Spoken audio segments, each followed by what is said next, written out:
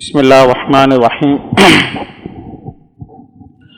إن الحمد لله نحمده ونستعينه ونستغفره ونعوذ بالله من شرور أنفسنا ومن سيئات أعمالنا من يهده الله فلا مضل له ومن يضلل فلا هادي له وأشهد أن لا إله إلا الله وحده لا شريك له وأشهد أن محمدا عبده ورسوله أما بعد يا أيها الذين آمنوا اتقوا الله حق تقاته ولا تموتن إلا وأنتم مسلمون۔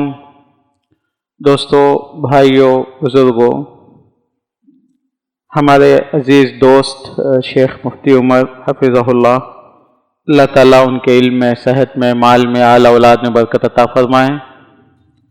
وہ آ رہے ہیں، درس دے رہے ہیں، آپ کو فائدہ ہو رہا ہے ہماری گزارش پر، اور جو لوگ درس دیتے ہیں ان کو پتہ ہوتا ہے کہ درس 1 گھنٹہ دینے کے لیے ایک دن، بعض دفعہ 1 ہفتہ بھی انسان دماغی طور سے بزی رہتا ہے، مینٹلی بزی رہتا ہے۔ تو یہ لوگ جو درس دینے کے لیے آتے ہیں، علماء کرام، ان کی عزت کرنی چاہیے، ان کے لیے دعا کرنا چاہیے، ان کی قدر کرنی چاہیے۔ اور ہماری امت میں علماء کی کمی ہوتی جا رہی ہے، وہ قیامت کی نشانیاں ہیں۔ درس دینا کتنا بھی ہو بہرحال آسان نہیں ہے، اس لیے کہ ذہنی طور سے انسان کو تیار رہنا پڑتا ہے۔ اور اللہ تعالیٰ سے دعا کیجئے کہ یہ مصیبت، یہ بلا ہمارے سے دور ہو جائے اور ہم پھر مسجدوں میں بیٹھنے والے بن جائیں۔ تو اس طرح سے ہم لوگ تربیت کا ایسا انتظام کریں گے کہ ہمارے پاس آپ لوگ بیٹھیں علماء کے ساتھ، اور آپ کے جو بھی شبہات ہیں، پریشانیاں ہیں، مسائل ہیں، اس کو حل کریں۔ عالم ایک نبی اکرم محمد صلی اللہ علیہ وسلم کا نمائندہ ہوتا ہے، تو اس کے پاس علم ہی لینا نہیں ہے، بلکہ اس کے پاس تربیت بھی، نصیحت بھی، اور اس سے اخلاق بھی لینا ہے۔ عالم بہرحال عالم ہوتا ہے۔ عالم آدمی کو آپ ابو بکر عمر رضی اللہ عنہ سے کمپیئر نہ کریں، کیونکہ وہ زمانے میں صحابہ ہوتے تھے تو سارے صحابہ بہت اچھے ہوتے، تو اس میں ابو بکر عمر ان کے لیڈر ہوتے تھے۔ تو آج ہماری امت جیسی ہے، اس میں علماء کرام ان سے بہتر ہوتے ہیں۔ ہماری امت تہجد گزار نہیں ہے، تو علماء کرام تہجد پڑھنے والے ہوتے ہیں، یہ کافی ہے ہمارے لیے۔ تو ہم لوگ علماء کرام کو ابو بکر سے، عمر سے، عثمان، علی رضی اللہ عنہ سے کمپیئر کر کے بولیں کہ یہ لوگ ایسا کرتے تھے، ہم لوگ علماء ہمارے ایسے ہیں، یہ بات غلط ہے۔ آپ جیسے ہوتے ہیں ویسے ہی اس سے بہتر علماء ہوتے ہیں۔ بہرحال امت میں علماء بہتر ہوتے ہیں، ان کا وجود ہمارے لیے برکت کا ذریعہ بنتا ہے، ان کا وجود ہمارے لیے رحمت کا ذریعہ بنتا ہے۔ تو اسی لیے میرے دوستوں اور بھائیوں، اپنی اعلی اولاد میں عالم بنانے کی کوشش کیجیے، اور جو لوگ اپنی قوم میں، اپنے معاشرے میں، اپنی بستی میں علماء ہیں، ان کا احترام، ان کی عزت، ان کا تعاون، اور ان کے لیے جو فیسلٹیز ہو سکتے ہیں وہ دینے کی کوشش کرنا چاہیے، کیونکہ یہ بیچارے دین کے نمائندے ہوتے ہیں۔ جیسا آپ لوگ دنیا میں 24 گھنٹے لگاتے ہیں، یہ لوگ تقریباً اتنا ہی وقت دین سیکھنے میں، سکھانے میں، پڑھنے میں، پڑھانے میں لگاتے ہیں۔ تو اگر آپ لوگ کروڑپتی بن جاتے ہیں تو اس لیے کہ دنیا میں لگے ہوئے ہیں، یہ لوگ بیچارے اگر عزت سے زندگی بھی گزار لیتے ہیں تو بہت بڑی بات ہے، کیونکہ اگر یہ لوگ مجبور ہوتے ہیں تو پھر لوگ ان کی بات نہیں سنیں گے۔ تو اسی لیے امت کا فرض، بہت بڑا فرض ہے علماء کا خیال کرنا۔ میں آج آپ کو علماء کی قدر بیان کرنے کے لیے نہیں آیا تھا، لیکن چونکہ میں ہمیشہ ہر ہفتہ عمر شریف کو تکلیف دیتا ہوں کہ بھئی آپ کی بات سننے کے لیے لوگ آتے ہیں، تو جذباتی طور سے میری باتیں میرے دل سے نکل گئیں۔ میری دعا ہے کہ اللہ تعالیٰ ان کو جب تک اس دنیا میں رکھے خوش رکھے۔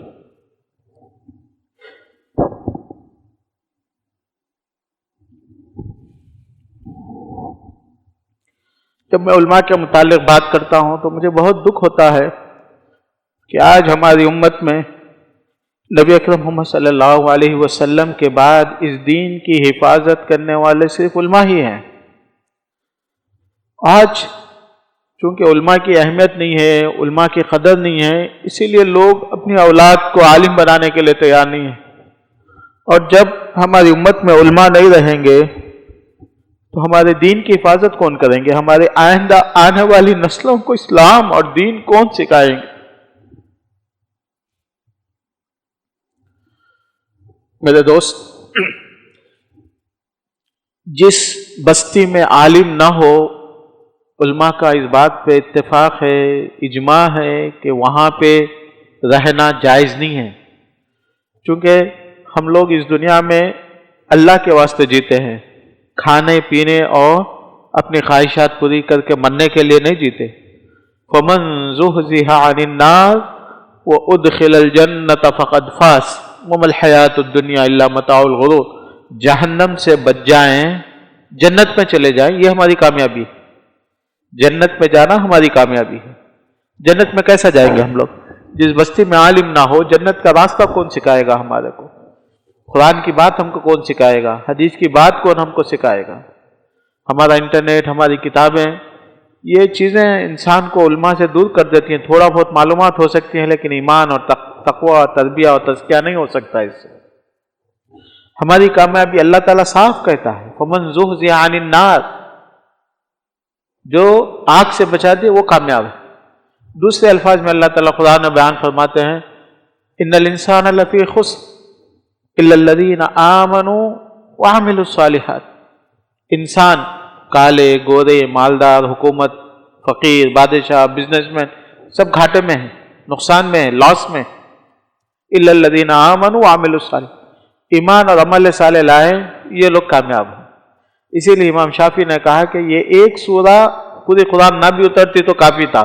یہی تو ہے نا، پورا قرآن تو یہی بولتا ہے کہ ایمان لاؤ اور عمل صالح کرو تو جنت میں جاؤ گے۔ یہی بات اس سورہ میں اللہ تعالیٰ نے بیان فرمائی، إِلَّا الَّذِينَ آمَنُوا وَعَمِلُوا الصَّالِحَاتِ فَلَوْلَا نَفَرَ مِنْ كُلِّ فِرْقَةٍ طَائِفَةٌ لِيَتَفَقَّهُوا فِي الدِّينِ وَلِيُنذِرُوا قَوْمَهُمْ إِذَا رَجَعُوا إِلَيْهِمْ، کہ اللہ تعالیٰ کہتا ہے کہ دیکھو، ایک گروپ ایسا ہونا چاہیے جو دین سیکھے اور اپنے قوم کو دین سکھائے۔ یہ فرض ہے، یہ ہر امت میں یہ فرض ہے۔ میرے دوستوں اور بھائیوں، دین سیکھنا والا، دین جاننے والا، دین سکھانے والا عالم ہوتا ہے، چاہے وہ مدرسے کا فارغ ہو یا نہ ہو، لیکن اگر وہ علماء کے ساتھ رہا اور سیکھا اور دین سیکھ گیا تو اس کی اس کے پاس اگر اچھا علم آ گیا تو وہ علماء کی گروپ میں آ جاتا ہے۔ تو اسی لیے کوئی بھی آدمی عالم بن سکتا ہے، دین سیکھ سکتا ہے، بشرطے کہ وہ روزانہ 2-4 گھنٹے اللہ کے دین کو سیکھنے میں، سکھانے میں لگائے، تو ایک وقت آئے گا کہ وہ دین سیکھ سکتا ہے۔ تو میں نے یہ باتیں آپ کے سامنے اس لیے رکھی میرے دوستوں اور بھائیوں، میں اپنے آپ کو یاد دلانا چاہتا ہوں، آپ لوگوں کو بھی یاد دلانا چاہتا ہوں کہ اس دین کی حفاظت اللہ کے رسول صلی اللہ علیہ وسلم کے بعد اللہ تعالیٰ نے یہ ذمہ داری امت کو دی ہے، اور امت میں دین کی حفاظت اور نگرانی کرنے والے علماء اکرام ہوتے ہیں، علماء ہوتے ہیں، اور ہمارے پاس علماء کی قدر، علماء کا تعاون اور علماء کو بڑھانا اور علماء پیدا کرنے کا انتظام کرتے رہنا چاہیے میرے دوست۔ اگر نہیں کریں گے تو ہماری آئندہ آنے والی نسلیں علم سیکھنے والی نہیں رہیں گی، علم جاننے والی نہیں رہیں گی۔ اس کا انتظام کرنا چاہیے، اس کے لیے محنت کرنا چاہیے، اس کے لیے کوشش کرنا چاہیے، اور جو لوگ علم میں لگے ہوئے ہیں ان کو ہر قسم کی سہولتیں علماء کرام نے اس بات کا امت پہ فرض قرار دیا کہ ایک عالم کے لیے کتابوں کو مہیا کرنا، ایک عالم کے لیے فتویٰ لکھنے کے لیے قلموں کو فراہم کرنا، وہ زمانے میں پیپر بھی نہیں ہوتے تھے، پیپر کو فراہم کرنا، اور اس کے لیے اس کی یعنی وہ آدمی جب ڈیڈیکیٹڈ ہو جاتا، متفرغ ہوتا، تو وہ کما نہیں سکتا اپنے بیوی بچوں کے لیے، تو اس کے لیے وہ ساری چیزوں کا حق ادا کرنا یہ فرض ہے امت پہ۔ اسی لیے آپ دیکھیں گے کہ ہمارے پاس جب اسلامی حکومتیں ہوتی تھیں تو اسی لیے اسلامی حکومتیں جب بھی ہوتی تھیں تو یہ چیزیں علماء کی نگرانی، حفاظ اور علماء کا خرچہ برداشت کرنا، ان کو دیکھنا، یہ ان کی ذمہ داری تھی، یہ حکومتیں خرچہ کرتی تھیں، ان کے اوپر یہ فرض تھا۔ حکومتوں کے بعد جب مسلمان حکومتیں اس چیزوں کی نگرانی نہیں کرنے لگیں اور اس بارے میں سستی کرنے لگیں تو علماء کرام نے لوگوں سے کہا کہ وقف کرنا چاہیے، اوقاف۔ تو جب حکومتیں علماء کا یا دین کا یا کہ دین کی حفاظت کی ذمہ داری میں سستی کرنے لگی تو ہندوستان میں ہزاروں سال پہلے یہ بات، خلفائے راشدین کے بعد 100-200 سال کے بعد یہ چیز سستی آ گئی امت میں، دین کے متعلق جب توجہ دینے نہیں لگی تو علماء کرام نے وہ زمانے سے اوقاف کا انتظام شروع کیا کہ بھئی جہاں مسجد ہوگی اس کے ساتھ وقف ہوگا، مسجد نہ بھی ہوگی تو وقف ہوگا، حافظوں کے لیے وقف، علماء کے لیے وقف، محدثین کے لیے وقف، مفسرین کے لیے وقف، ساتھ ساتھ بیواؤں کے لیے بھی وقف ہوتا تھا، یتیموں کے لیے بھی وقف ہوتا تھا۔ تو علماء کا اس بات آپ سوچیے، آپ وقف کی اہمیت میں بیان کر رہا ہوں آپ کو۔ ان لوگوں نے کہا، علماء نے یہ بات کہی کہ وصیت الواقف کنص الشارع، وقف کرنے والا جو لکھ دیتا ہے وہ قرآن اور حدیث کی طرح ہے، یعنی رہتی دنیا تک اس کو کوئی تبدیل نہیں کر سکتا، نہ اس کے بیٹے نہ اس کی اولاد۔ میرے پاس اللہ نے ایک زمین دی تھی، وہ ایک بلڈنگ دی تھی، میں نے کہا کہ یہ بلڈنگ یتیموں کے لیے ہے، قیامت تک وہ یتیموں کے لیے رہے گی، قیامت تک کوئی نہیں تبدیل کر سکتا، کبھی نہیں تبدیل کر سکتا۔ میں نے کہا تھا یہ میری پراپرٹی میں نے مسجد کے لیے، میں نے مسجد کو دے دی، میں مر گیا، یہ میری جائیداد تھی، قیامت تک پھر یہ مسجد ہی کے لیے رہی۔ اسی لیے آپ دیکھیں گے بابری مسجد کے بدلے گورنمنٹ ہم کو کئی ایکڑ زمین دینے کے لیے تیار تھی، اور یہ بابری مسجد کا مسئلہ آج سے نہیں ہے، 100 سال پرانا مسئلہ ہے۔ زمینیں دینے کے لیے تیار تھے، جائیدادیں دینے کے لیے تیار تھے، آج سے پہلے بھی بہت کچھ دینا چاہ رہے تھے، لیکن مسئلہ یہ نہیں ہے نا کہ جس آدمی نے اپنی جائیداد میں مسجد بنائی، میں کون ہوں آ کے کہ بھائی میں ادھر بنا دوں گا مسجد، نہیں ہو سکتا تھا۔ تو یہ ہمارا دین کا مسئلہ تھا، اس کے لیے ان لوگوں نے اتنی جو ہے نا اس کے لیے قربانی دی تھی۔ تو یہ اوقاف بنائی جاتی تھی، اور آج ایسا نہیں ہے کہ اوقاف کی کمی ہے۔ ہندوستان میں جہاں بھی مسجدیں ہیں اگر آپ جا کے دیکھیں گے تو اس کے 10-10 ایکڑ، 20-20 ایکڑ، 50-50 ایکڑ وہ مسجدوں کی جو ہے نا وقف ہے۔ مدرسے جا کے دیکھیں گے تو 10-10 ایکڑ، 20-20 ایکڑ، 40-40 ایکڑ، 50-50 ایکڑ وقف ہے۔ اب بعض یونیورسٹیز ہے، مثال کے طور پر جامعہ ازہر ہے، ازہر یونیورسٹی 1000 سال سے پرانی زیادہ ہو گئی، وہ جب شروع کر رہے تھے ہر سال مرتے ہوئے ایک آدمی کیا کرتا تھا، کوئی عورت کوئی آدمی مرتے ہوئے کیا کرتا ہے، یہ میرا گھر جو ہے نا ازہر کے لیے وقف، کیونکہ وہ پیسہ ازہر میں آئے گا تو ازہر یونیورسٹی سے پیسے سے پھر جو ہے نا علماء کرام پڑھیں گے اور دین سکھائیں گے۔ میرے بچپنے میں آپ لوگ بھی یہاں دیکھے ہوں گے ازہری علماء ہوتے تھے، بعض دفعہ مصر کے بھی علماء آ کے پڑھاتے تھے، مصری علماء۔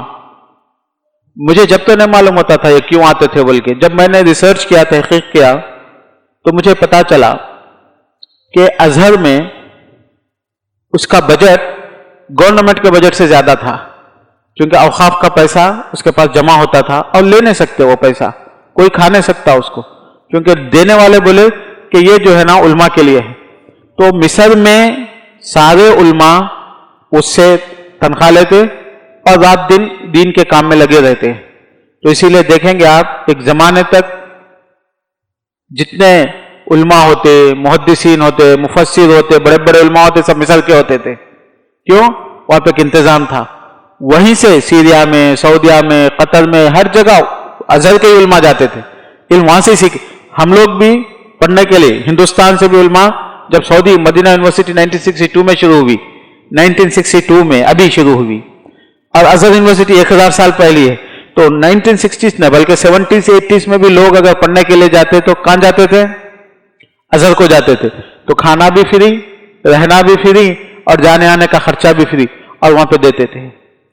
اور وہاں سے انڈونیشیا میں گیا تو وہاں پہ بھی میں نہیں گیا، انڈونیشیا ملیشیا گیا تھا۔ انڈونیشیا میں بھی علماء، اگر آپ ان کی تاریخ پڑھیں گے کہ بھئی یہاں پہ دین کیسا پہنچا، علم کیسا پہنچا، تو وہ لوگ بولتے کہ ہمارے پاس ازہر سے جو ہے نا علماء آئے تھے۔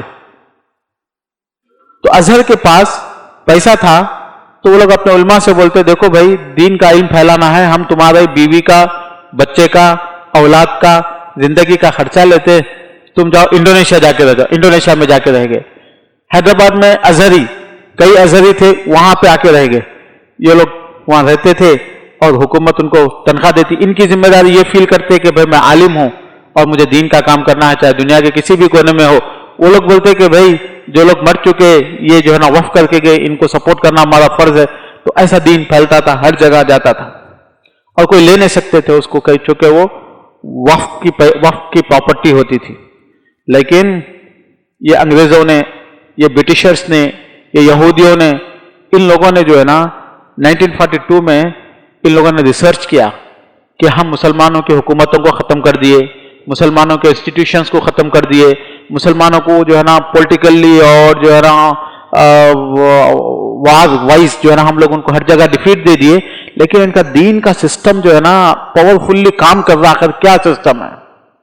تو وہ لوگ ریسرچ کرتے کرتے کرتے، آپ لوگوں کو بھی نہیں معلوم ہوگا، ان کو معلوم ہو گیا کہ ان کا بولے کہ ان کے پاس جو ہے نا وقف کا سسٹم ہے، وقف کے سسٹم کی وجہ سے ان کو کوئی دبا نہیں سکتا، یہ لوگ ہمیشہ زندہ رہتے. اس لیے کہ آدمی مرتے مرتے کیا کرتا؟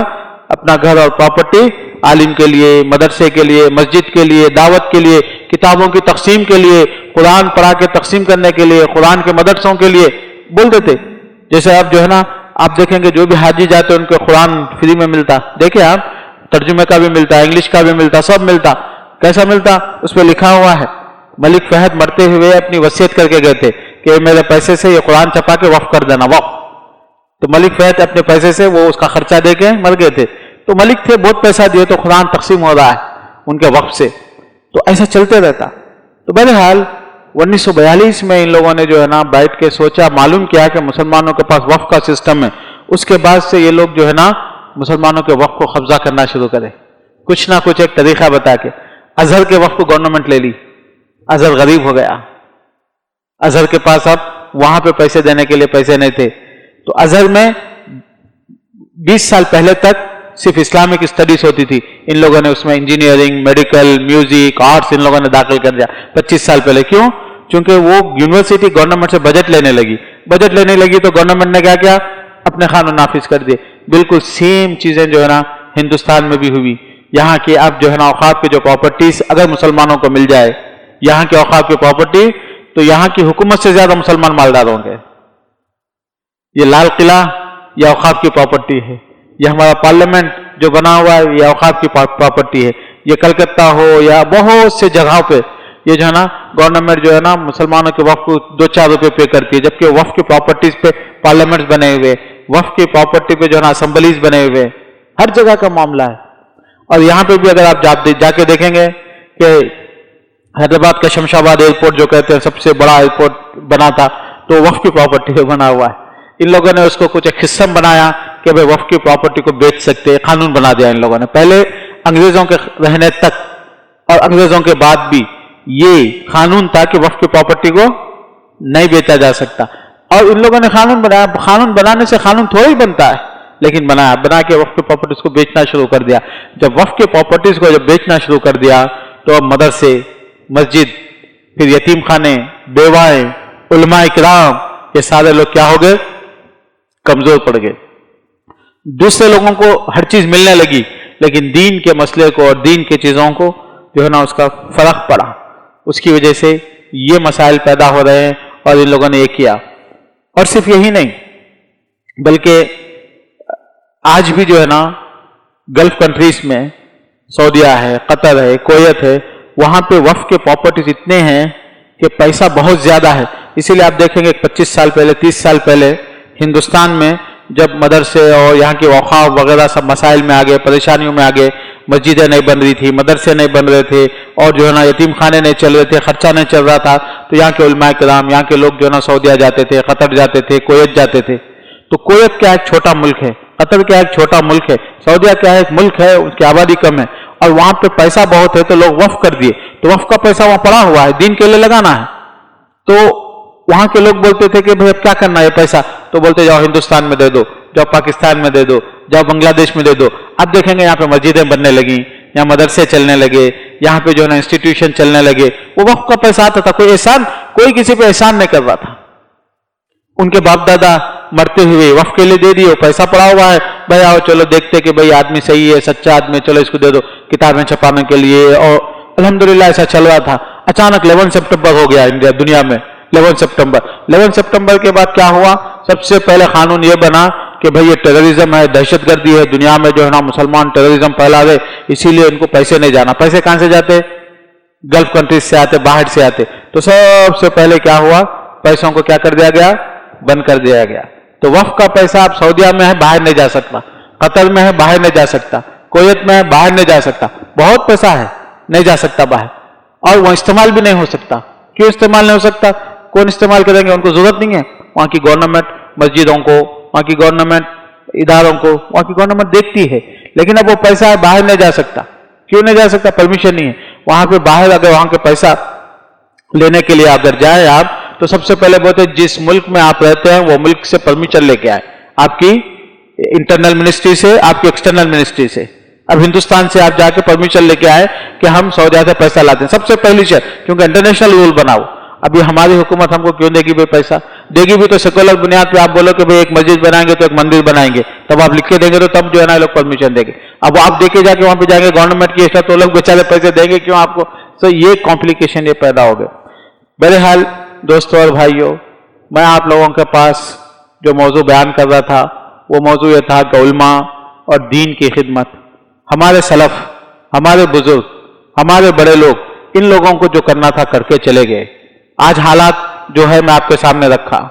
ہماری قوم علماء نے پیدا کر رہی ہے، ہماری قوم علم دین کی طرف توجہ نہیں دے رہی ہے، اور ہمارے باپ داداؤں نے جو وقت چھوڑا تھا اس کو جو ہے نا لوگوں نے قبضہ کیا ہے، اور ہمارے باپ داداؤں نے، بزرگوں نے اپنے آئندہ آنے والی نسلوں کی تعلیم کے لیے جو پیسے رکھے تو ہم نہیں لے سک رہے. اب ہمارا کیا فرض ہے وہ ہم کو سوچنا ہے. ہماری ذمہ داری کیا ہے وہ سوچنا ہے. وہ لوگ جو کرے ہم کو رونا نہیں ہے، ہم کو شکوے شکایتیں کرنا نہیں ہے، ہم کو جو ہے نا ایک دوسرے کی بلیم ایک دوسرے کو کرنا نہیں ہے. لیکن اب یہ سچویشن یہ ہے، یہ سچویشن میں ہماری امت، ہمارا فرض ہے کہ ہم اپنے دوستوں کو، ہمارے بزرگوں کو، آئندہ آنے والی نسلوں کو ہم لوگ یہ سکھائیں، سمجھائیں، پلان کریں کہ بھئی اب جو وقف جو ہے نا گورنمنٹ قبضہ کر لیے تو اس کا پروٹیکشن کیا ہو سکتا ہے، اور اس وقف کو کیسے پھر جو ہے نا ایکٹیویٹ کیا جا سکتا ہے، اور جس دنیا میں جہاں پہ پیسے بنے ہوئے وہ پیسوں کا جو ہے نا کیسے ہو سکتا ہے. ہمارے باپ دادا جو ہے نا پیسے اس لیے نہیں رکھے گئے تھے کہ بھئی کویت کے پیسے کویت پہ پڑے رہے اور مسلمان دنیا میں پریشان رہے اور ان کو نماز پڑھانے والا، دین سکھانے والا نہ رہے. یہ مسائل کا حل ہمارے پاس ہی ہے. جیسا کہ ان لوگوں پہ فرض تھا ویسا ہمارے اوپر بھی فرض ہے. ایک عالم کی ذمہ داری یہ ہے کہ علم سکھائے. لیکن دوستوں اور بھائیوں، کیا آپ سمجھتے ہیں کہ صرف علماء کی ذمہ داری؟ آج امت کو ہمارے پاس دماغ یہ بنا دیا گیا ہے کہ دین کا کام کرنا، اسلام کا کام کرنا، یہ کس کی ذمہ داری ہے؟ عالموں کی ذمہ داری ہے. صحیح ہے نا؟ نماز پڑھانا یہ عالم کی ذمہ داری ہے، اذان دینا یہ عالم کی ذمہ داری ہے، اور خطبہ دینا یہ عالم کی ذمہ داری ہے، اور دینی کام کرنا یہ عالم کی ذمہ داری ہے. ایسا کہاں ہے؟ ایسا کہاں ہے؟ قرآن میں کہاں ہے ایسا؟ حدیث میں کہاں ہے؟ قرآن اور حدیث میں اللہ تعالیٰ نے ہر مسلمان کو ذمہ داری عطا کی ہے. بلغوا عنی ولو آیا، جب اللہ کے رسول نے بات کہی تو ہر مسلمان کی ذمہ داری ہے. کلکم راعٍ وکلکم مسئول عن رعیتہ، ہر آدمی ذمہ دار ہے، اور آدمی اپنے ماتحت جو لوگ ہیں ان کے مطابق جو ہے نا پوچھا جائے گا. یہاں پہ اللہ تعالیٰ نے علماء کو ذمہ داری عطا نہیں کی. کلکم راعٍ، ہر آدمی ذمہ دار ہے، ہر آدمی ذمہ دار ہے. یہ اللہ کے رسول صلی اللہ علیہ وسلم نے بیان فرمایا، لا یکلف اللہ نفسا الا وسعها، ہر آدمی اپنی اپنی طاقت کے مطابق ذمہ دار ہے. یہ اللہ تعالیٰ نے فرمایا، ولیس للانسان الا ما سعى، انسان جو کچھ کرتا ہے وہ اس کے لیے ہے. یہ اللہ تعالیٰ نے فرمایا. میرے دوستوں اور بھائیوں، ہم لوگ نہیں بچ سکتے، نہ دنیا میں بچ سکتے نہ آخرت میں بچ سکتے. دنیا میں بھی ہم کو عزت نہیں ملے گی، آخرت میں بھی عزت نہیں ملے گی. دنیا میں عزت ہم کو کسی چیز میں نہیں ملے گی سوائے اسلام کے، سوائے دین کے. تو ہم یہ چیز سمجھیں کہ ہم کمانے کا انتظام اپنا کر لیے، ڈگریوں کا انتظام کر لیے، جو بھی کرے ہوں گے، لیکن دین کے سلسلے میں ہماری کیا ذمہ داری ہے؟ جو چیز اللہ سے، رسول اللہ سے تعلق نہیں رکھتی وہ دنیا آ جاتی ہے. بل تؤثرون الحیات الدنیا والآخرۃ خیر وابقیٰ، ہمارے پاس دنیا ہے اور آخرت ہے. دنیا کی جو چیزیں ہیں میں یہ نہیں کہتا کہ وہ غلط ہے، وہ کیجیے، آپ کو جینے کے لیے، آپ کو عزت کے لیے، آپ کی پوزیشن کے لیے، آپ کی اولاد کے لیے ضرور کیجیے آپ. دنیاوی چیزیں مجھے اس سے انکار نہیں ہے، ہم نہ اس کے مخالف ہے. ہمارا سوال یہ ہے کہ ہماری زندگی کا مقصد کیا ہے، ہماری پریارٹیز کیا ہے، ہماری اہمیت کیا ہے، ہمارے پاس سب سے زیادہ اہم چیز کیا ہے؟ وہ ہے ہمارا دین ہے، وہ ہے ہمارا دین ہے. والآخرۃ خیر وابقیٰ، کہ آخرت بہتر بھی ہے اور باقی رہنے والی بھی ہے. تو آخرت کے لیے ہم لوگ کیا کر رہے ہیں؟ الا الذین آمنوا وعملوا الصالحات، وہ ایمان اور عمل صالح کرنے والے کیا کرتے ہیں؟ تواصوا بالحق وتواصوا بالصبر. وہ جو ہے نا حق کی وصیت کرتے رہتے ہیں اور حق پہ لوگوں کو ثابت قدم رکھتے ہیں. یہ دعوت کا کام ہے، یہ پھیلانے کا کام ہے، یہ سمجھانے کا کام ہے. میرے دوست، بیان کرنا ہی دین کا کام نہیں ہے، کتاب لکھنا ہی دین کا کام نہیں ہے. آپ اپنی اپنی صلاحیتوں کے مطابق ایک ایک آدمی کو اپنا پیغام پہنچاتا جائے، ایک ایک آدمی کی تربیت کرتا چلا جائے، ایک ایک آدمی کو سنت کی طرف لاتا جائے، ایک ایک آدمی کو حرام سے بچانے کا کام. ہر آدمی، کلکم راعٍ وکلکم مسئول عن رعیتہ، ہر آدمی ذمہ دار ہے. میرے دوست ہر آدمی ذمہ دار ہے. میں ذمہ دار ہوں میرے بیوی کا. واللہ العظیم ہر مسلمان اپنی بیوی کے کھانے کی فکر کرتا، کپڑے کی فکر کرتا، اس کے آرام کی فکر کرتا، اس کو جہنم سے بچانے کی بھی فکر کرتا یا نہیں کرتا؟ یہ سوال ہے میرے دوست. وَمَنْ زُحْزِحَ عَنِ النَّارِ، جہنم سے بچانا، یہ سب سے اہم بات ہے. یہ سب سے اہم بات ہے. فاطمہ رضی اللہ عنہا چکی، حدیث میں ہے، چکی پھراتے پھراتے آپ کے ہاتھوں پہ جو ہے نا گٹے آ گئے تھے. تکلیف تھی. 4 چھوٹے چھوٹے بچے تھے گھر میں، ایک کمرے میں رہتے تھے. تو ان کے پاس خادم آئے، غلام آئے وہ زمانے میں. تو اللہ کے رسول صلی اللہ علیہ وسلم نے، حضرت علی نے کہا اپنی بیوی سے، جاؤ آپ کے ابا سے کچھ مانگ کے لاؤ. تو آئی اللہ کے رسول صلی اللہ علیہ وسلم سے مانگنے کے لیے. تو اللہ کے رسول صلی اللہ علیہ وسلم نے دیا تو نہیں کچھ بھی. رات میں گئے، جانے کے بعد بولے کہ میں تم کو اس سے زیادہ بہتر چیز نہ سکھاؤں. تکلیف ہے، وہ تکلیف کو اللہ کے رسول نے ڈسکس نہیں کیا، بات نہیں کی، وہ ایسے ہی چھوڑ دیا. بولا کہ دیکھو تم اللہ سے اٹیچمنٹ کر جاؤ، تمہارا اٹیچمنٹ ہو جاؤ. تم سونے سے پہلے سبحان اللہ، الحمدللہ، اللہ اکبر، جس کو تسبیح فاطمہ کہتے ہیں، یہ پڑھ کے سو جاؤ. یہ تمہارے لیے جو ہے نا دوسری چیزوں سے سب سے بہتر ہے. میرے دوست، تکلیف، مصیبت، پریشانی، یہ چیزیں جو ہے نا مومن بندے کے لیے اہم نہیں ہے. مومن بندہ یہ سوچتا ہے کہ وہ ایمان پہ زندہ ہے یا ایمان کے لیے کچھ تکلیف اٹھا رہا ہے، یا ایمان پہ مر رہا ہے، یا ایمان پہ موت ہو رہی، یہ اس کے لیے اہم ہے. وَلَا تَمُوتُنَّ إِلَّا وَأَنْتُمْ مُسْلِمُونَ، بحیثیت مسلمان اس کی موت، بحیثیت مسلمان اس کی موت. صحابہ کرام رضوان اللہ علیہم اجمعین کی زندگیاں دیکھیں میرے دوست. یہی چیز ہماری زندگی میں آنا چاہیے. صحابہ کرام کی زندگیوں میں جن کو جو کام کرنا ہے، کوئی کھیتی باڑی کر رہا ہے، کوئی کاروبار کر رہا ہے، کوئی جو ہے نا بزنس کر رہا ہے، جو بھی کر رہا ہے، لیکن کرنے کے بعد بقیہ کام کہاں ہے؟ وہ بقیہ کام وہ مسجد میں ہے، بقیہ کام وہ تلاوت میں ہے، بقیہ کام وہ عبادت میں ہے، بقیہ کام وہ اللہ کے دین کے لیے ریڈی ہے، عمل کرنے کے لیے تیار ہے. صحابہ کرام رضوان اللہ علیہم اجمعین. اور اس سلسلے میں جو بھی لاس ہو جائے کوئی مسئلہ نہیں ہے ہم لوگوں کا، کوئی بھی مسئلہ نہیں ہے ہم لوگوں کا، کوئی مسئلہ. میرے دوست، ہمارے پریارٹیز کو چینج ہونا چاہیے، ہمارے کلچر کو چینج ہونا چاہیے. ہمارے بیوی کے لیے، ہمارے بچوں کے لیے ہم کھانے کا، کپڑے کا، مستقبل کا، فیوچر کا، بہت سی چیزوں کا ہم لوگ خیال کرتے ہیں، لیکن کیا ان کی آخرت کا بھی انتظام کرتے ہیں؟ ہم کیا یہ شیورٹی لیتے ہیں کہ ہمارے بچے دین سیکھ گئے نہیں سیکھ گئے؟ ہمارے بچوں کو بنیادی چیزیں معلوم ہو گئی نہیں؟ کم از کم مسلمان ایک چیز ہے، زیادہ سے زیادہ مسلمان ایک چیز ہے. میرے دوست، زیادہ سے زیادہ مسلمان کی میں بات نہیں کر رہا ہوں، کم از کم مسلمان کی میں بات کر رہا ہوں. ہمارے بچوں کو شرک کیا ہے معلوم ہونا چاہیے، توحید کیا ہے معلوم ہونا چاہیے، کفر کیا ہے معلوم ہونا چاہیے. کفر کیا ہے؟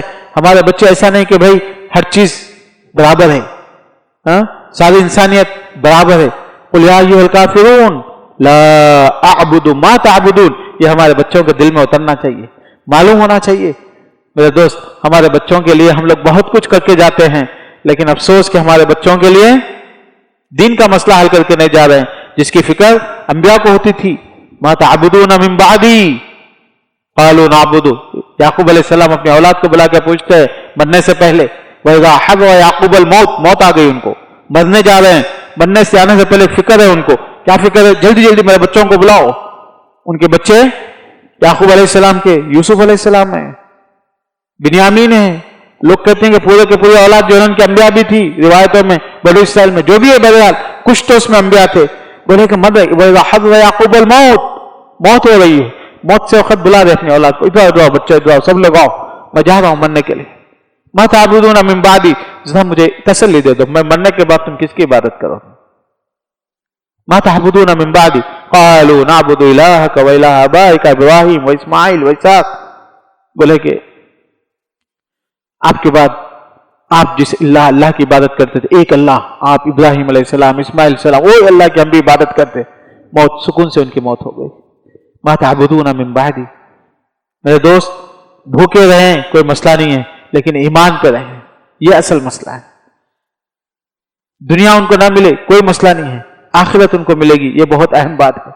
اور ہماری عزت ہماری دولتوں کی وجہ سے, ہماری دنیا کی وجہ سے نہیں ہوگی. ہماری عزت اسلام میں ہے, دین میں ہے. اگر ہم اللہ کے بندے بن جائیں گے تو دنیا والے بھی ہم کو عزت کریں گے اور دوسرے لوگ بھی ہماری عزت کریں گے. اسی لیے اللہ کے رسول صلی اللہ علیہ وسلم کو یہ فکر ہوتی تھی کہ لوگ اللہ کے بندے ہیں یا نہیں ہیں. یہ فکر نہیں ہے کہ ان کے پاس دنیا ہے یا نہیں ہے. لا اخشى علیکم الفقر ولكن اخشى علیکم ان تفتح علیکم الدنیا فتنافسوا فيها فتهلكوا كما هلك من كان قبلكم. اللہ کے رسول نے صاف بات کہی کہ تم فقیر ہو, تم پریشان ہو, تم کم دولت والے ہو, مجھے اس کی فکر نہیں ہے. لا اخشى علیکم الفقر ولكن اخشى علیکم ان تفتح علیکم الدنیا. تمہارے پاس دنیا آ جائے, مالداری آ جائے, پیسہ آ جائے, اس سے مجھے ڈر ہے, چونکہ تم اس میں بزی ہو جاؤ گے, تم پھر اسی میں مشغول ہو جاؤ گے, تم اللہ کو چھوڑ دو گے, تم قرآن کو چھوڑ دو گے, تم حدیث کو چھوڑ دو گے, تم اللہ والے نہیں ہوگے, تم قرآن والے نہیں ہوگے. میرے دوستوں اور بھائیوں, افغانستان میں اگر آپ جا کے دیکھیں گے تو وہاں پہ ایئرپورٹس نہیں ہیں, وہاں پہ موبائل نہیں ہے, وہاں پہ اسمارٹ فون نہیں ہے, وہاں پہ بڑی بڑی مسجدیں نہیں ہیں, وہاں پہ 70 سے زیادہ آبادی کو ایک ٹائم کھانا کھانے کے لیے ملتا. ان کے پاس کچھ بھی نہیں ہے. لیکن ایک چیز ہے, پہاڑوں میں ہیں, جنگلوں میں ہیں, غربتوں میں ہیں, لیکن وہ لا الہ الا اللہ کو زندہ رکھتے ہیں. ہر آدمی وہاں پہ کونے میں, کچلے میں, جنگل میں, پہاڑ میں ایک خرگوش کو مار دیے, کھا لیے, ایک دن کھا لیے, ایک ہفتہ کھا لیے, لیکن وہ لے کے قرآن پڑھتے ہیں, ضرور لا الہ الا اللہ پڑھتے ہیں. ہر جگہ طالب علم ہوتے ہیں, جس کا پلورل ہوتا ہے طالبان, کہ وہ بچے جو قرآن پڑھنے والے ہوتے ہیں, وہ حدیث پڑھنے والے بچے ہوتے ہیں, یہی ہے طالبان, اور کوئی بھی نہیں ہے. ان لوگوں نے دین کو زندہ رکھا. لاکھوں لوگ ان کے مرتے رہے, لیکن ہمیشہ کوشش کرتے رہے کہ لا الہ الا اللہ کے باقی رہیں. تو اللہ تعالیٰ, مجھے یقین ہے کہ اللہ تعالیٰ آج یا کل ایسے لوگوں کو جو اس کے دین کے رکھوالے ہوتے ہیں, اللہ تعالیٰ ان کو عزت دے گا. اور ہم لوگ دیکھ رہے ہیں یہ چیزیں. آج بھی اگر آپ شنقیط چلے جائیں, شنقیط ایک علاقہ ہے سینیگال کے بازو, صرف صحرا ہی صحرا ہے. وہاں کی ہر عورت حافظ ہوتی ہے, وہاں کا ہر بچہ حافظ ہوتا ہے, وہاں کی ہر لڑکی حافظ ہوتی ہے, وہاں کے سارے لوگ حدیث کو یاد کرنے والے ہوتے ہیں, وہاں کے سارے لوگ قرآن کو یاد کرنے والے ہوتے ہیں. اللہ تعالیٰ نے ان کے پاس دولت نہیں رکھی, لیکن یہی لوگ ہیں پوری دنیا میں فتویٰ دینے کے لیے, لوگوں کو نصیحت کرنے کے لیے, لوگوں کو تعلیم دینے کے لیے آج ان کی ضرورت پڑتی ہے. سبحان اللہ, یہ ان کی خوشی ہے, یہ ان کی برکت ہے, یہ ان کی عزت ہے. میرے دوستوں اور بھائیوں, میں بالکل یہ بیان کرنے کے لیے نہیں آیا تھا, لیکن میرے جذبات مجھے موضوع پہ لے کے چلے گئے. میں آپ لوگوں سے جو گزارش کرنا چاہتا ہوں, علماء کے حوالے اس دین کو مت کیجیے. علماء کا کام سیکھنا ہے, سکھانا ہے, لیکن سکھانے کے لیے پہلا زمانہ چلے گیا کہ میں درخت کے نیچے بیٹھ کے لوگوں کو پڑھانے کے لیے بیٹھ جاتا تو لوگ آ کے سیکھتے تھے. مشکل ہے. آج میرے بچے جب تک میں اے سی نہ ڈالوں, آج میرے بچے جب تک جو ہے نا ان کو بیٹھنے کے لیے صحیح سسٹم نہیں کروں, میرے بچے آ کے نہیں پڑھیں گے. تو یہ کون فراہم کرے گا؟ یہ مسائل کون حل کریں گے؟ آج ہمارا نوجوان نسل مسجدوں کو آنا نہیں چاہ رہی ہے. کیسے ان کو مسجدوں کو لایا جائے گا؟ میں عالم ہونے کے ناطے میں مشورہ دے سکتا ہوں, لیکن مجھے پیسوں کی ضرورت ہے, مجھے سہولتوں کی ضرورت ہے, مجھے فیسلٹیز کی ضرورت ہے, مجھے ان تک پہنچنے کے لیے واٹس ایپ کی ضرورت ہے. یہ چیزیں آپ لوگ فراہم کر سکتے ہیں. جس کے پاس جو ٹیکنالوجی ہے, جس کے پاس جو فیسلٹیز ہے, جس کے پاس جو پیسہ ہے, جس کے پاس جو دماغ ہے, ہر شخص کو اپنے اپنے حصے کا کام کرنا ہے. تبھی جا کے ہمارا دین محفوظ رہ سکتا ہے, تبھی جا کے ہمارا دین یہ باقی رہ سکتا ہے. آج ہماری لڑکیاں واٹس ایپ کے ذریعے سے, سوشل میڈیا کے ذریعے سے بہت آسانی سے لوگوں سے دوستیاں کر لیتی ہیں. ہمارے لوگ بھی جو ہے نا, ہمارے بچے بھی آسانی سے دوستی کر لیتے ہیں.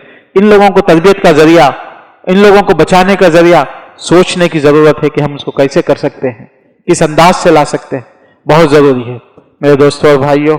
جیسا ایک عالم کی ذمہ داری ہے، واللہ العظیم آپ کی بھی اتنی ہی ذمہ داری ہے، ذمہ داری کی کوئی کمی نہیں ہے۔ میں آپ کو اس کی مثالیں دے سکتا ہوں اللہ کے رسول صلی اللہ علیہ وسلم کی زندگی سے۔ اللہ کے رسول صلی اللہ علیہ وسلم کے پاس ایک قبیلہ آیا تھا، بنو عامر، رعل، ذکوان، یہ قبیلے آئے تھے، آ کے بولے کہ ہم جو ہے نا دین سیکھنا چاہتے ہیں، آپ جو ہے نا دین سکھانے والوں کو بھیجیے۔ اللہ کے رسول صلی اللہ علیہ وسلم کے پاس ایسے صحابہ جو دین مسلمان ہونے کی وجہ سے ان کی بستی میں، ان کے خاندانوں میں ان کو مار کے نکال دیے تھے، تو اللہ کے رسول کے پاس آ گئے۔ اللہ کے رسول کے پاس بھی کوئی شیلٹر نہیں تھا، تو اللہ کے رسول مسجد میں ایک جگہ بنا دیے تھے، تو وہ صحابہ وہاں رہتے تھے، کھانا وانا کچھ مل گیا، دن میں کام کر لیتے، رات میں آ کے مسجد میں سو جاتے، اس کو صفہ بولتے تھے، اہل صفہ۔ تو اللہ کے رسول صلی اللہ علیہ وسلم نے 70 صحابہ کو بھیجا، جاؤ دین کا کام کرو۔ یہ 70 صحابہ گئے، تو ان لوگوں نے پری پلان کر کے 70 صحابہ کو، سب کے سب صحابہ کو قتل کر دیا۔ کعب بن زید ایک صحابی اس میں سے بچے تھے، اس لیے چھوڑ دیا تھا، ان کو مر گئے بلکہ چھوڑے، لیکن وہ چھوڑے مرے نہیں تھے، بعد میں ہوش آیا تو آہستہ آہستہ واپس اللہ کے رسول کے پاس آ گئے۔ 70 صحابہ شہید ہو گئے۔ اللہ کے رسول صلی اللہ علیہ وسلم کو اس کا اتنا دکھ ہوا کہ 5 نمازوں میں اللہ کے رسول صلی اللہ علیہ وسلم ان کے لیے بد دعا کرتے تھے کہ اللہ ان لوگوں نے جن کو قتل کیا تو جو ہے نا ان کو دیکھ لے۔ میں کہنا چاہتا ہوں میرے دوست اور بھائی، 70 صحابہ یہ بیچارے مر گئے، لیکن ایسے ہی نہیں، اس کے علاوہ بھی بہت سے واقعات ہماری تاریخ میں ہیں۔ کبھی ان کی بیوی آ کے اللہ کے رسول کے پاس شکایت نہیں کی کہ ہمارے شوہر کو آپ نے ایسا بھیج دیا، مر گئی، آج ہمارے پاس کچھ بھی نہیں ہے۔ میں کسی بچے کو نہیں دیکھا کہ اللہ کے رسول کے پاس شکایت کرتے ہوئے اللہ کے رسول ہمارے باپ تو مر گئے، ختم ہو گئے، آج ہمارے پاس کچھ بھی نہیں ہے۔ کوئی آ کے میں شکایت کرتے ہوئے کسی بچے کو نہیں دیکھا۔ اور سوسائٹی کے لوگوں کو آ کے کہ یہ لوگ مر گئے اللہ کے رسول، ان کی جائیداد کی ہم کو ضرورت ہے، ان کے نام کی ہم کو ضرورت ہے، اس کے ریوارڈ کی ہم کو ضرورت ہے، کوئی آ کے اللہ کے رسول کے پاس پوچھتے ہوئے میں نے دیکھا۔ اور دوسرے صحابہ کو، 70 صحابہ ہماری قوم میں جہاں پہ مسلمان خود جو ہے نا 3000 تقریباً مسلمان ہیں، وہ 3000 میں جو ایجوکیٹڈ لوگ تھے، پڑھے لکھے لوگ تھے، عقل مند لوگ تھے، یہ لوگ شہید ہو گئے، تو کسی کو بھی اللہ کے رسول صلی اللہ علیہ وسلم کے اوپر انگلی اٹھاتے ہوئے آپ نے یہ کیوں کیا، آپ نے 70 کیوں بھیجا، آپ نے 10 بھیجے ہوتے، 5 بھیجے ہوتے، پہلے جا کے دیکھے ہوتے۔ جو ہمارا طریقہ کار ہے، ہمارے پاس ہم لوگ ایک دین کا کام کا کچھ پلان کرتے ہیں، اس میں کچھ بھی مسئلہ ہوتا ہے تو اس کے بعد جتنے زبانیں ہیں اتنی باتیں اٹھتی ہیں، اتنے سب شکایتیں کرنے لگتے ہیں۔ یہاں پہ ہم دیکھتے ہیں اللہ کے رسول نے فیصلہ کیا اور دین کا معاملہ تھا، تو اس کے بعد کبھی کوئی شکایت کا معاملہ ہی نہیں آیا۔ کیوں؟ وجہ کیا ہے؟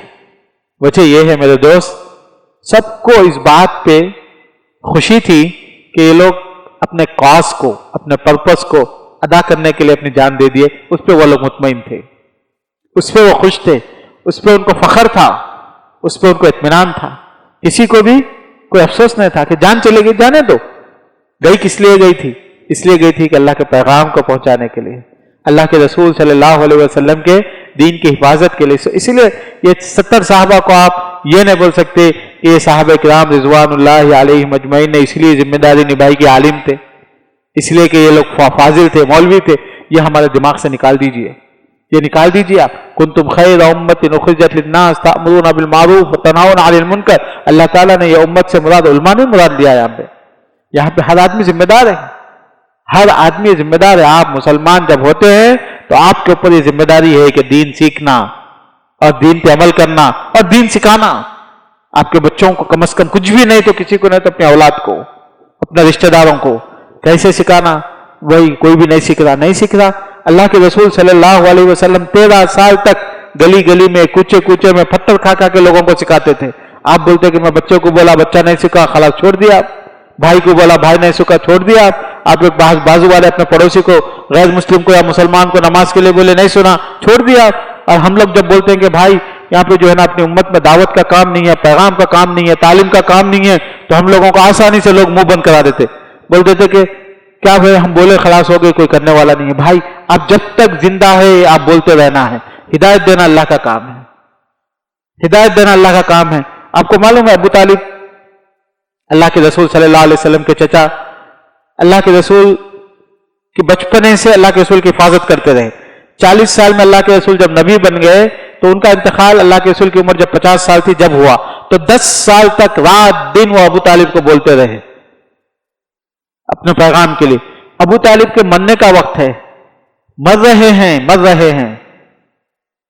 مرض اس کو سکرات کی موت بولتے ہیں, ابھی جان نکل رہی ہے. اس وقت بھی اللہ کے رسول بازو ٹہرے ہوئے مسلسل بول رہے یا عم قل لا الہ الا اللہ تحاجک بی عند اللہ. اس وقت بولتے ایک مرتبہ لا الہ الا اللہ محمد رسول اللہ بول دو اے میرے چچا, ایک مرتبہ بول دو. یہاں ٹھہر کے سارا نے ادھر ابو جہل اور دوسرے لوگ ٹھہر کے بولے کہ اپنے باپ دادا کا دین نہیں چھوڑنا, باپ دادا کا دین نہیں چھوڑنا. تو دیکھ رہے آپ اللہ کے رسول کا چیلنج آخری وقت تک, آخری سیکنڈ تک. میرے دوست جو بزنس مین ہیں, جو گوشت بیچنے والے ہیں, جو کپڑا بیچنے والے ہیں, جو کاروبار کرنے والے ہیں, جو لیدر مرچنٹ ہے, سب کے لیے میرے دوست آپ لوگ بھی اتنے ہی ذمہ دار ہیں جتنا ایک عالم ذمہ دار ہے. عالم علم کے متعلق ذمہ دار ہے, آپ اپنی صلاحیت, اپنے وقت, اپنے پیسے کے متعلق ذمہ دار ہیں. اللہ کے پاس جواب دینا ہے. اللہ تعالیٰ سے دعا ہے کہ اللہ تعالیٰ ہمارے پروگراموں کو کامیاب بنائیں, یہ پروگراموں میں برکت عطا فرمائیں. یہ پروگراموں میں آپ اپنے دوستوں کو لے کے آئیے, رشتہ داروں کو لے کے آئیے, اس کو پہنچائیے. اور جو مصلی آپ مسجد میں جن لوگوں کو نماز ہماری وجہ سے 5-10 منٹ لیٹ ہو گئی, میں اللہ سے دعا کرتا ہوں کہ 10 منٹ کا اللہ تعالیٰ آپ کو اجر عطا فرمائے اور ہم اس کے لیے معذرت خواہ ہیں. جزاکم اللہ خیر. السلام علیکم ورحمۃ اللہ وبرکاتہ.